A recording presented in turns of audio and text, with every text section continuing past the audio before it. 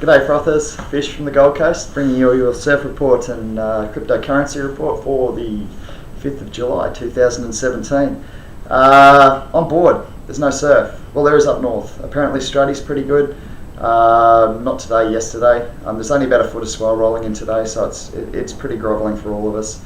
There's a little left-hander rolling through at Lovers. It's nothing much, but I'll probably go out for a paddle soon.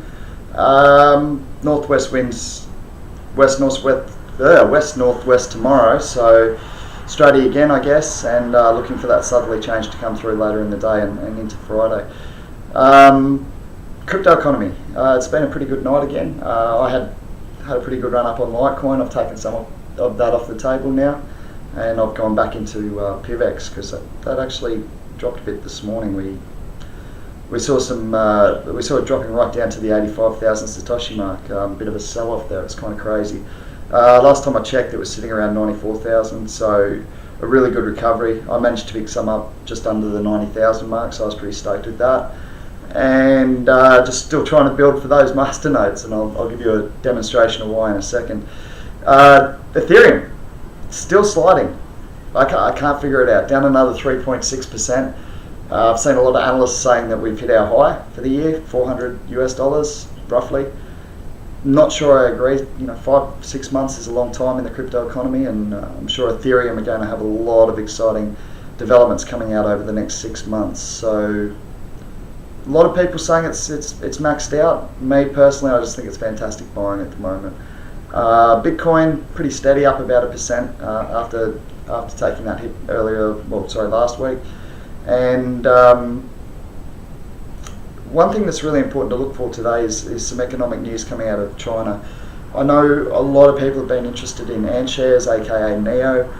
I bought it at around, I think it was around $8 US when I first bought. No, sorry, I beg your pardon. I first bought it around $2 US, sold it out at 6, bought it back at 8, and sold it at 10. And now I'm pretty much out of it. I've got a little bit running, but I can see it retracing as far as sort of the $6 mark.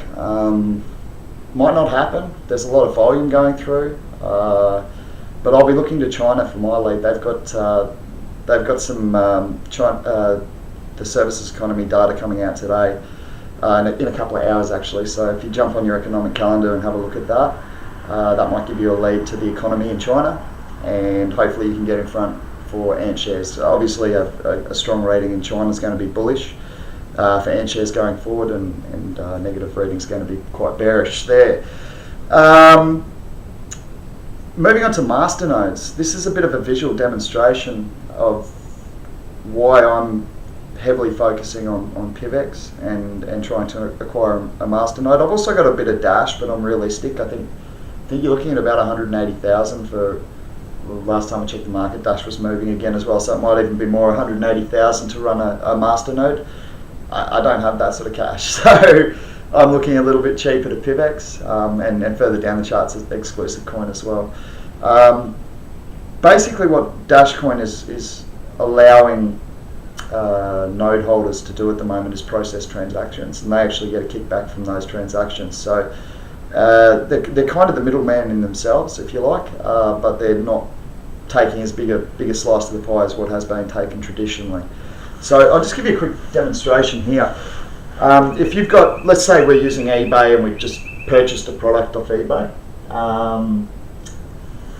So we want to get that money over obviously to the seller so that they can send the product. So the seller's over here, and unfortunately we don't have a way.